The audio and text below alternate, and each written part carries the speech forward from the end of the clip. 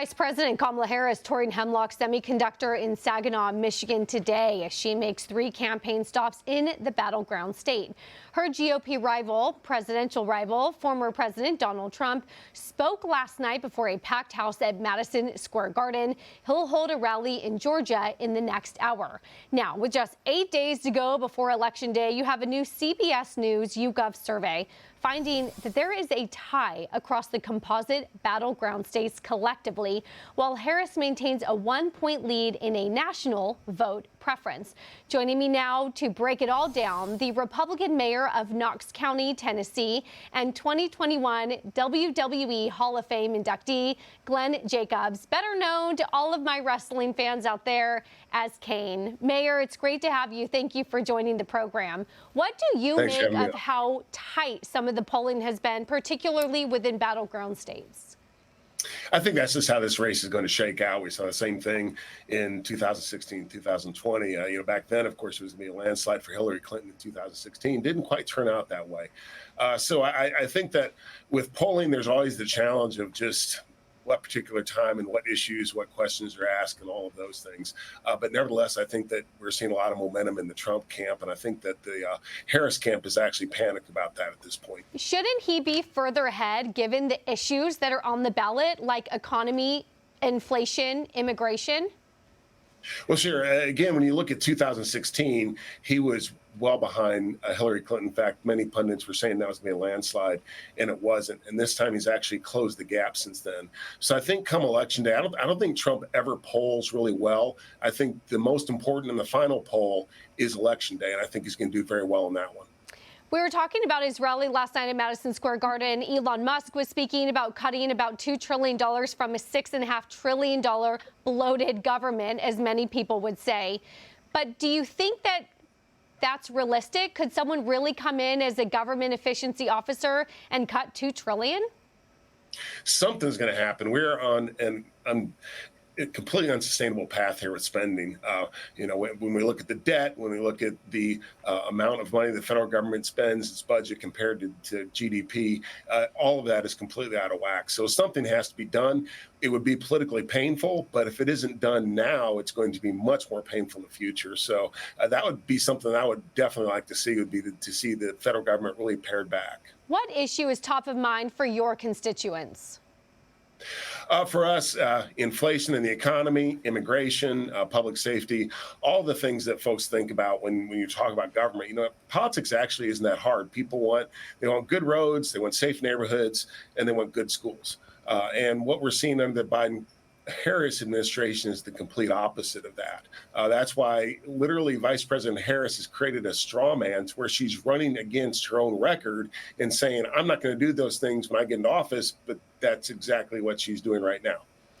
I have to give you a little bit of a jab here. I'm a former UFC fan. I do love wrestling, but, I think when people see Trump go to UFC fights, that's very clear that that's his audience. Within your world of wrestling and WWE, is there room for swing voters in that camp? Oh, that's a great question. Actually, I don't think any audience is monolithic. So I do think that you see people that have different viewpoints. And I have some colleagues who are friends of mine that believe things that are vastly different from what I believe, but we still get along as best as we can. And that's one of the unfortunate things about the political environment now and how it's so divisive is the fact that you can't even talk with anyone anymore, just about the issues, frankly, about anything. And it'd be great if we get back to the point where we could have those heated discussions, but at the end of the day, realize that we're all trying to work towards a common goal, which is improving our country. A common goal from the Republicans has also been improving the messaging around early voting. How is early voting going in your district? The numbers are huge. In Tennessee, we have a 2-week period of early voting, and this time the numbers have been through the roof as they have around the country. I guess you can't really have any results yet, but you have an idea of how many people have voted versus Election Day. Is it higher than it was 4 years ago? Yes, it will be much higher than it was. I don't know the exact figure, but it will be much higher. You know, you've talked about some of the issues, and people have really mentioned spending. I think for me, I think about managing the budget of a family. I have a young daughter. I think about that every time I go to the grocery store. People sort of get their eyes glazed over when we talk about federal debt because it's like the government can just print trillions and it doesn't matter. But it matters to my family. If I'm required to budget in my family, I need a federal government that too takes that same fiscal responsibility and manages their budget. Are you confident that the next administration can get our fiscal house in order? Yes, I am, especially as you mentioned with Elon coming in and some other folks that President Trump has talked about bringing in as advisors or his cabinet. I think so. And one thing that folks have to remember, yeah, we all get that glazed over look when we start talking about finance, but the reason the national debt is so important is, yeah, they can print money to make up for the budget, but it still goes into a tax. It's called inflation. And the reason that bread and milk and gasoline are all so much more expensive is because the federal government has printed so much money to buttress its outrageous spending habits. So again, we're going to have to do something. I think this Trump administration, it's going to be pretty different from the first one. You know, I think that the administrative state, deep state, whatever you want to call it, I think this time that they are in deep trouble, that Donald Trump is going to take care of that. A lot of these bureaucrats that have lifetime jobs will be shown the door, and that's nothing but good news to the American people. Well, I'm glad that at least two of us, you and me, our eyes don't glaze over when we talk about federal debt and deficit. So I guess we get 2 points right there. You know, I wanted to end on a topic we were just coming off from a previous conversation about building nuclear sites to power AI. We know that solar and wind is great, but it doesn't reliably power AI and the desperate, power needs that we need in the future.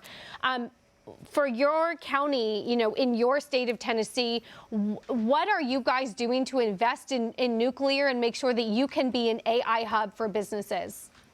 Well, here in Tennessee, in East Tennessee, we have a huge advantage. We have the Oak Ridge National Laboratory, which was part of the Manhattan Project. And then, of course, the offspring of that was nuclear power. The first light bulb lit using nuclear power, using electricity generated from a nuclear power plant, was right in Oak Ridge, Tennessee, which is about 30 miles down the road. And since then, they've just kept up that great research pedigree that they've had since the 1940s. We just had a major announcement that a company called Orano will be investing $6 billion close to the lab to build the country's first uranium enrichment facility in over 20 years. So here in Tennessee, we believe that we can help lead the nuclear renaissance across the country, across the world, really. And as you said, that's what has to happen. Nuclear is the only energy source that's going to be able to accommodate the electricity needs of the future. Well, Mayor Glenn Jacobs, we're really appreciative of your time and your expertise and giving us some insight into your county, your state, and of course, some of the viewership as we're coming up on Election Day as well. Thank you. Thank you for having me on.